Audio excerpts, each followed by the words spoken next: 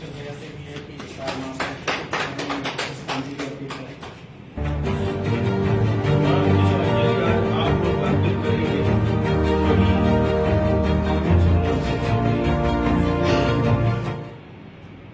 और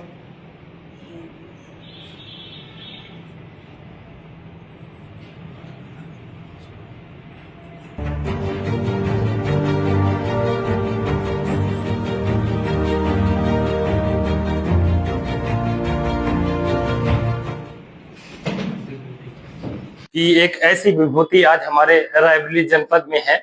तो बहुत शार्ट प्रोटोकॉल है, हम लोगों का जो प्रोटोकॉल है वो बहुत शार्टेस्ट, कि हम जो है टाइम टू टाइम 5 मिनट का अगर हमारा इंट्रो है तो 5 मिनट ही होना है। अभी 1 मिनट और बाकी है। ये एक विजन है। हम लोग देखते हैं कि हमारी परंपराएं और हमारी शिक्षा बिल्कुल अपोजिट चल रही है। हमारे देश में अगर कोई विदेशी आता है तो हमारी संस्कृति देखने आता है, लेकिन वो संस्कृति हमारे घर में आज गायब हो चुकी है, चली गई है। क्यों? क्योंकि आज जो पेरेंट्स हैं ये उसी बोर्ड के पड़े हुए हैं जो पाश्चात्य चीजों को फॉलो कर रहे हैं। तो कहीं ना कहीं समाज में एक ऐसी जरूरत फील हो रही थी, हम लोग महसूस हो रही थी कि वाकई में शिक्षा ऐसी होनी चाहिए जो भारतीय हो, मैकाले ना हो। कोई ना कोई तो उसका आगे आएगा, और ईश्वर कृपा से स्वामी रामदेव जी इसके आगे आए। बाकी डिटेल्स अभी आपको कुछ पूरा डिटेल बताएंगे। एक बड़ा संगठन बना इसके लिए, और जो किताबें हमने निकाली है जो अब आज की डेट में चल रही हैं, वो बुक्स ऐसी हैं कि पेरेंट्स भी पढ़ना चाहेंगे। इवन जब मैं इस बोर्ड में शामिल हुआ तो मेरा पहला काम था कि मैं किताबों पहले देखूं, कि जब तक मैं मोटिवेट नहीं होगा मैं तो क्या बताऊंगा। तो जब मैंने खुद किताबें देखी हैं तो यकीन मानिए एक एक पन्ने में मुझे यूएसपी नजर आई है, एक एक चित्र में यूएसपी नजर आई है। और वाकई में मुझे, मेरा बेटा इस टाइम पे क्लास 12th में है, मैं चाहता हूं मैं उसको दोबारा से पढ़ाऊं फिर से। समय निकल गया है, लेकिन मैं चाहूंगा अब जो बच्चे आ रहे हैं वो एटलीस्ट हमारी भारतीयता को पहचाने, समझें। और वो समय आएगा, अभी तक क्या होता था, माँ बाप बच्चों को बताते थे तुम्हें क्या करना है, लेकिन ये किताब पढ़ के बच्चे माँ बाप को बताएंगे आपको क्या करना है, हमारी भारतीयता क्या होती है। ये इसकी खूबसूरती है। ज्यादा समय नहीं लूंगा, मैं पुष्कर जी से बोलूंगा। आप चेक करें। उपस्थित सभी आदि भौतिक, आदि दैविक, आध्यात्मिक शक्तियों को प्रणाम करते हुए आप सबको मेरा प्रणाम। हमारे भारतीय शिक्षा अनुसंधान परिषद के जिला सचिव रायबरेली जिनके अंडर में चल रहा है, भाई दीपेंद्र सिंह जी को हार्दिक धन्यवाद कि उन्होंने आज ऐसा एक महाप्रयास किया कि हमारे सामने, जैसा कि सूरज भैया ने बताया, कि लोग भले ही कम हो लेकिन उनके पीछे जो शक्ति है बहुत ज्यादा है। सबसे पहले मैं जिस बात पे आपका ध्यान आकर्षित करना चाहता हूं वो ये कि जब भी हम पैदा हुए, हमारे माँ बाप ने, परिवार ने, और थोड़ा बड़ा होने पे हमने भी कभी ना कभी ये जरूर सोचा कि हम जीवन में कुछ बड़ा करें, ऐतिहासिक करें। हर शख्सियत जो पैदा हुई, और मैं भी इसी मिट्टी में पैदा हुआ हूँ रायबरेली की, आप में से अधिकांशतः लोग भी इसी मिट्टी के जने हैं, तो हमने हमेशा सोचा कि कुछ बड़ा ऐतिहासिक करें अपने जीवन में। अब तक कौन कितना क्या कर पाया, क्या नहीं कर पाया, वो एक अलग विषय है। लेकिन आज जितने लोग इस कमरे में बैठे हैं, मुझे लगता है आज ये लोग जीवन में बहुत बड़ा कुछ ऐतिहासिक करने वाले हैं। तो आप सबके लिए तालियां। और मुझे वो ये भी याद दिलाता है कि किस प्रकार जब हम आजादी की लड़ाई लड़ रहे थे तो किस प्रकार छोटे छोटे कमरों में 10-15 लोग इकट्ठे होकर के एक महान राष्ट्र की आजादी की नींव रख रहे थे। उसी तरह आज हम भी एक कमरे में इकट्ठे हुए कुछ लोग जो देखने में प्रत्यक्षता अगर कोई देखे तस्वीरों में या कहीं पर भी, तो हमसे ज्यादा भीड़ तो मजमा और नाटक देखने वालों की लग जाती है। सड़क में अगर नट कोई आज डांस दिखा रहा हो अपने सामने की सड़क में तो इससे ज्यादा भीड़ लगेगी।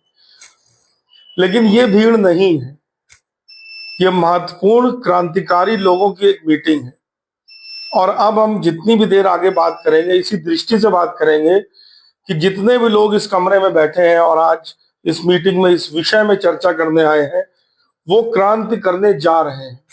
और जैसा कि आप सबका क्षेत्र है शिक्षा, वो क्रांति शिक्षा के क्षेत्र में।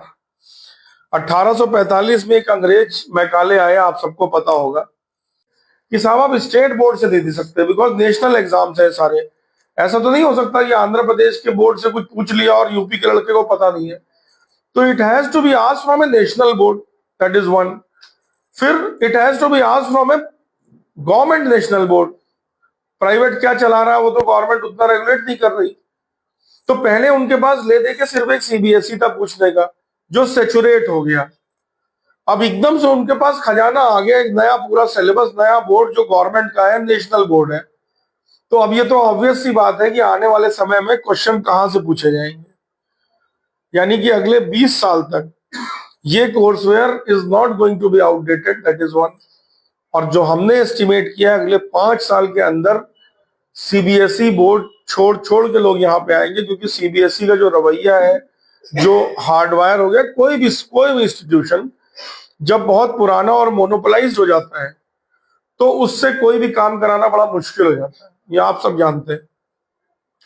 और आईसीएसई जो कि एक प्राइवेट बोर्ड है, उसका भी कुछ भविष्य हमें नहीं दिखता है। और ये बात आपको वहां के विद्यालय के लोग भी बता देंगे जो आपके खास होंगे, कि नए एफिलिएशंस भी वहां पर अभी मिलना बंद है। तो उस हिसाब से अगर हम देखें, और चूंकि ये प्रधानमंत्री जी का ड्रीम प्रोजेक्ट है और स्वामी रामदेव जी लगे, तो एक साख और क्रेडिट की बात होती है। स्वामी जी जिस भी जगह गए हैं, जिस भी बिजनेस में उन्होंने हाथ रखा है, उन्होंने अनाउंस किया था कि मैं कोलगेट का गेट खोल दूंगा, है ना, और यूनिलीवर का लीवर खराब कर दूंगा। तो वो सारी चीजें हुई हैं, चाहे वो योग हो, चाहे आयुर्वेद हो, चाहे वो कंज्यूमर बेस्ड गुड्स हो। मार्केट कैप्चर करना, मार्केट पे पूरा राज करना, क्वालिटी एश्योरेंस मिलाते हुए, सही मार्केटिंग रूल्स अपनाते हुए, किस चीज को कैसे पिचिंग करना है एज ए बिजनेस, वो उनसे ज्यादा कोई नहीं जानता। ऑक्सफोर्ड उनको बुलाता है कि आइए हमारे बच्चों को सिखाइए कैसे आप प्रोडक्ट पिचिंग करते हो। तो यानी कि ये ऐसा नहीं है कि हम बच्चों को या विद्यालयों को, स्कूलों को हम कहीं सतयुग में पहुंचाए दे रहे हैं पीछे चले जाके। ये हमने ऐसा एक मिक्स बनाया है जो आधुनिक शिक्षा व्यवस्था, आधुनिक एग्जाम की व्यवस्था, आधुनिक जो ग्लोबल सिटीजन की व्यवस्था है, उसमें हमारा बच्चा टॉप तो करे ही करे, साथ ही साथ वो धर्म और काम और मोक्ष को भी ले जाए अपने साथ, सिर्फ अर्थ पे ना आए। अर्थ तो है ही, वो तो ज्यादा होगा ही होगा। तो अभी मैं आपको बुक्स दिखाऊंगा अपनी, जब आप बुक्स देखेंगे, कोर्सवेयर देखेंगे, मैं बुक्स की कुछ विशेषता ही बताऊंगा आपको, तो आप पाएंगे कि कोई भी अभिभावक अगर अपने बच्चे को ये पुस्तकें पढ़ाता है तो उसका बच्चा ज्यादा सफल होगा। भारत में गुलाम बनाने की योजना बनाई, और उस योजना से आज तक निकल पाना हमारे शैक्षणिक संस्थानों के लिए बड़ा मुश्किल हो गया है।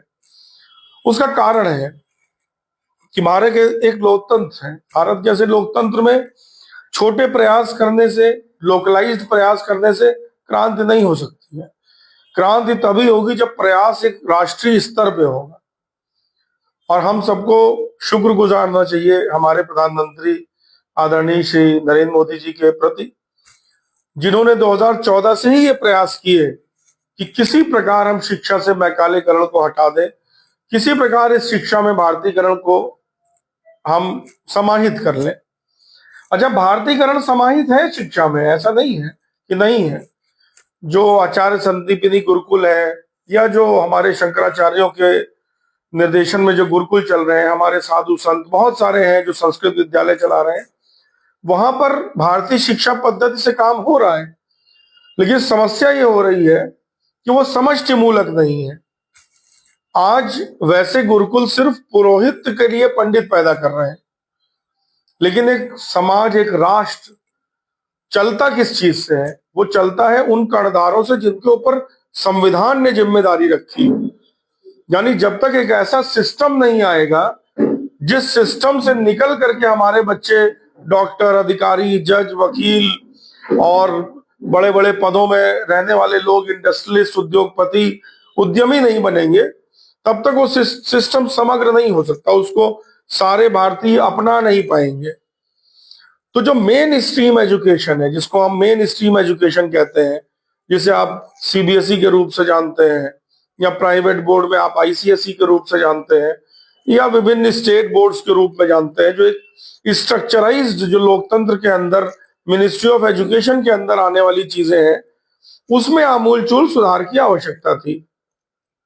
2016 में एनईपी लाई गई, न्यू एजुकेशन पॉलिसी, लेकिन किसी तरह वो पूरा जो एक संगठन है जो कि एनसीईआरटी का, सीबीएसई का, जेएनयू का, वो आप भारत तेरे टुकड़े होंगे आपने सुना ही है कि किस प्रकार की मानसिकता वहां पर निवास करती है।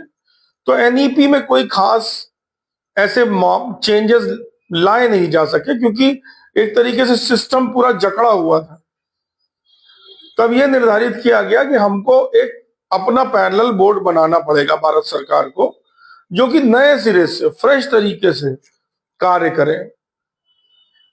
अब उसके लिए आगे आए स्वामी रामदेव जी। आगे आने वालों में बहुत सारे उद्योगपति भी थे, बड़े बड़े नाम जो भारत के नंबर 1-2 वाले हैं, लेकिन सरकार ये नहीं चाहती थी कि शिक्षा को एक व्यवसाय की तरह देखा जाए। तो रामदेव जी आगे आए। स्वामी जी का ये प्रण था, संकल्प था स्वदेशी का, जो आप सब जानते ही है, आदरणीय पूज्य ब्रह्मलीन श्री राजीव दीक्षित के बाद से। तो शिक्षा के क्षेत्र में भी उनको करना था स्वदेशीकरण, वो आगे आए और भारत सरकार ने इस बोर्ड को गठित किया। ये जो बोर्ड जिसकी हम बात कर रहे हैं, ये भारतीय शिक्षा बोर्ड, ये कोई प्राइवेट बोर्ड नहीं है। This is authorised national government of India board, जो सरकार द्वारा गठित है। मेरे सामने ये आपको लिंक्स इसके भेज देंगे। मिनिस्ट्री ऑफ एजुकेशन का वो पेपर है, जो कि पहले पेज में बताता है कि सरकारी बोर्ड 4 कौन से हैं, और ये प्राइवेट की बात करता है जो आईसीएसई है, जिसे पूरी तरह बोर्ड का दर्जा भी नहीं मिला है। आईसीएसई को दिल्ली के बाहर अगर कोई भी स्कूल चलाना है तो प्रदेश से मान्यता लेनी होगी, क्योंकि ये बोर्ड नहीं है। इसमें साफ लिखा हुआ है कि it is a body conducting public examination in Delhi. तो एग्जाम कराने वाली एजेंसी के रूप में इसकी मान्यता है। वो प्राइवेट बोर्ड है। इवेंचुअली हम देखेंगे धीरे धीरे, ये ऑक्सफोर्ड ने बनाया था, मैकाले की शिक्षा पद्धति का सबसे बड़ा वाहक आईसीएसई बोर्ड। धीरे धीरे ये खत्म हो जाएगा।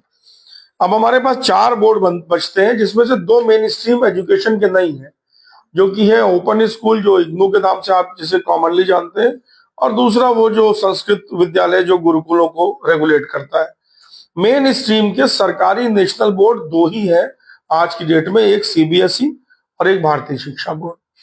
भारतीय शिक्षा बोर्ड को चलाने का पूरा संचालन का जिम्मा पतंजलि योगपीठ का है, जिससे कि उसमें कोई बैड इन्फ्लुएंसेस ना आ सके, जो कि इनविसाज किया गया था कि समय रहते अगर सरकारी मशीनरी इसमें बहुत इंटरवीन करेगी कंटेंट्स में भी, तो कहीं ना कहीं भाई जिसकी सरकार उसकी बात, कहीं ना कहीं वो हो जाएगा। तो इसके स्वरूप को अक्षुण्ण रखने के लिए इसके संचालन के पूरा अधिकार भारत सरकार ने पतंजलि योगपीठ को दिया है। अब हम सब जानते हैं कि जो भी पैटर्न ऑफ एजुकेशन आजकल हमारे स्कूलों में फॉलो हो रहा है, जो हमने पढ़ा, आपने पढ़ा, आज भी जो बच्चे आपके स्कूलों के पढ़ रहे हैं, वो हमारे बच्चों को वो नहीं बनाता है जो हम अपने बच्चों को बनाना चाहते हैं। बेसिकली अगर हम विचार करें तो अपने बच्चों को हम सिर्फ एक चीज अपने बच्चों से चाहते हैं कि वो धर्म, अर्थ, काम, मोक्ष के रास्ते पे चलें और उसे प्राप्त करें, और सब कुछ इसी में समाहित है। हमें लगता है कि आज हमारा बच्चा डॉक्टर बन जाए, लेकिन डॉक्टर बन के भी हमारा बच्चा 2-2 साल हमसे मिलने नहीं आता। क्यों? क्योंकि जो उसकी एजुकेशन पैटर्न थी, वो धर्म को ध्यान नहीं देती, काम को ध्यान नहीं देती, मोक्ष को ध्यान नहीं देती, वो अर्थ के छोटे से पोर्शन को ध्यान देती है। क्योंकि वो मैकाले ने बनाई इसलिए थी कि वो मजदूर और क्लर्क और इस तरह के लोग पैदा कर सके जो ब्रिटिश राज को हमेशा चलाने में मदद कर सके। लेकिन भारतीय शिक्षा बोर्ड अपने समग्र पाठ्यक्रम के साथ एक ऐसा सिस्टम लाया एजुकेशन का जो मॉडर्न तो है ही, अल्ट्रा मॉडर्न है। यानी कि हमने हमारी साइंस की, मैथ्स की बुक एस.सी. राय और हुकुम सिंह द्वारा लिखी गई, आप लोग जानते होंगे उनको, कि अपनी फील्ड के नंबर 1 है, आईआईटी के प्रोफेसर उनसे जाके लेक्चर लेते हैं। तो स्टेट ऑफ द आर्ट तो है ही है, लेटेस्ट टेक्नोलॉजी तो है ही है, मतलब हमने लेजर के अंदर, माइक्रोवेव टेक्नोलॉजीज के अंदर, एआई के अंदर जो भी लेटेस्ट डेवलपमेंट है सारे हमारी बुक्स में है, प्लस उनको हमने रिलेट किया है भारतीय ज्ञान परंपरा से। तो किसी भी नेशनल बोर्ड के लिए एनसीएफ और एनईपी, न्यू एजुकेशन पॉलिसी, ये दो एक तरीके से गाइडिंग स्टोन्स होते हैं, एक लाइट हाउस होते हैं जिनको देख के दिशा निर्धारित होती है करिकुलम की। में कुछ ना कुछ चार से रिलेटेड इस पेज में दिया होगा, चाहे वो आपके जो है चार वेद हो, चाहे चार पुरुषार्थ हो, चार से रिलेटेड। सी पांचवें की जो किताब है उसमें 5 से रिलेटेड होगा, या नर्सरी के ऊपर है, ठीक है, इसमें सप्तऋषि है हमारे जो सातवें किताब में। मतलब जिस भी प्रकार से उस अंक से रिलेटेड जो कंसेप्ट है, सिर्फ इतने भर से ही आप समझिए कि 1 से 12 तक हमारे बच्चे, 3rd की किताब है, इसमें त्रिवर्ग दिया हुआ है। तो 12 तक पहुंचते पहुंचते ही हमारे बच्चे 100 से ऊपर इंडियन कंसेप्ट से तो परिचित सिर्फ एक पेज से हो जाएंगे। उसके अलावा अंदर हमने किस प्रकार भारतीय संस्कृति सभ्यता को रखा है कि पन्नादाई किसी सिलेबस में इनके ऊपर नहीं है चैप्टर, सिवाय जो हमारे सरस्वती शिशु मंदिर में जो चलती थी पुस्तकें, उसमें एक हमारे महापुरुष एक पुस्तक चलती थी, उसमें था, लेकिन वो भी अब धीरे धीरे अवसान की तरफ है और वो नेशनल बोर्ड में नहीं था। अब पन्ना दाई के ऊपर अगर एक क्वेश्चन अगर एनडीए में आता है या किसी भी फॉर दैट मैटर एग्जाम में आता है जिसमें भी जीएस पूछा जा रहा है या हिस्ट्री पूछी जा रही है, तो किस बोर्ड की किताब की बात होगी? तो अब ऐसा नहीं है कि वो पहले की बात की अकबर की महानता कैसे थी उसमें लिखी है, वो सब नहीं है इसमें। अकबर है, अकबर को इतिहास से मिटा नहीं सकते। अकबर का जो रोल, जितना रोल और जितना उसको देना चाहिए उतना ही दिया गया। नॉर्थ से साउथ तक बहुत सारे हीरोज ऐसे थे जो कि जिनके बारे में लोगों को पता नहीं है। मणिपुर के स्वतंत्रता संग्राम सेनानी के बारे में उत्तर प्रदेश में कोई नहीं जानता, चेन्नई में कोई नहीं जानता, हमने उसको समाहित किया है। और सारा कुछ जो है, देखिए ये जो संकल्प की जो शक्ति है, हमारे वेदों में बोला गया तद में मना शुभ संकल्प मस्तु। तो संकल्प की शक्ति को बच्चों में हम कैसे उतारें, ये क्लास 4 की किताब में 8 एक्टिविटी में हमने दिया है आई एम, और इसके बाद एट्रीब्यूट्स दिए हुए हैं, graceful, peaceful, patient, caring, confident, honest, strong, kind, mindful, वर्दी। ये जो 24 गुण है हमने उसको एक 8 एक्टिविटी के तौर पे इंग्लिश क्लास के अंदर डाला है। इससे न सिर्फ हमारे बच्चों की वोकैबुलरी अच्छी होगी इंग्लिश, जब हम इंग्लिश की बात करें, और बल्कि उनके अंदर जो संस्कार आएंगे वो भी आएंगे। और ये सारा कुछ बच्चों के सबकॉन्शियस में खेल करता है। आप उसी बच्चे को जॉनी जॉनी यस पापा भी सिखा सकते हैं, that is a good poem, उसमें कोई बुराई नहीं। कम से कम उसमें पापा और बच्चे की एक रेपो डेवलप हो रही है, ठीक है। और आप उसी बच्चे को कुछ और सिखा सकते हैं। मैं किसी चीज की बुराई नहीं कर रहा हूं, लेकिन समय तो आपके पास उतना ही है, कोर्सवेयर भी उतना ही है, तो उतने में आप कितना बेस्ट। अभी देखिए भीमा नायक, ये भीमा नायक के बारे में आप लोगों ने शायद ही किसी ने सुना हो। स्वतंत्रता संग्राम सेनानी और जनजाति से आते हैं हमारे। भीमा नायक के बारे में हमने बच्चों को बताया है कॉमिक्स के तौर पे कक्षा 3 में। और किसी भी, अब जैसे ये कक्षा 3 की हिंदी की पाठ्य पुस्तक है, इसमें ये विष्णु जी का चित्र है सामने, और ये जिस आर्ट से बना है चित्र, उस आर्ट के बारे में पीछे लिखा है पारंपरिक भारतीय लोक कला वर्ली। फिर लिखा है वर्ली कला विश्व की सबसे प्राचीन चित्रकला है, जो कि फैक्ट है। शोध से पता चला है कि इसकी उत्पत्ति 3000 ईसा पूर्व नवपाषाण काल में हुई थी। यानी कि हमारा बच्चा जान रहा है कि भैया ऐसा नहीं है अंग्रेजों ने आके हमको कुछ ज्ञान दे दिया, या ग्रीक ने दे दिया, या इटालियन ने दे दिया। चित्रकला भी हमारे पास सबसे पहली थी। तो वो प्राइड, वो नेशनल प्राइड जिसकी सुबह शाम व्हाट्सएप, फेसबुक हम आप सब करते रहते हैं, वो चीजें हो गई हैं, वो हम ले आए हैं पुस्तकों में। ऐसे ही हमारे आत्मरक्षा विज्ञान की पुस्तकें भी प्रिंट होके आई नहीं है। उसमें आप देखेंगे कक्षा 1 के बच्चे को हम कंसेप्ट सिखा रहे हैं।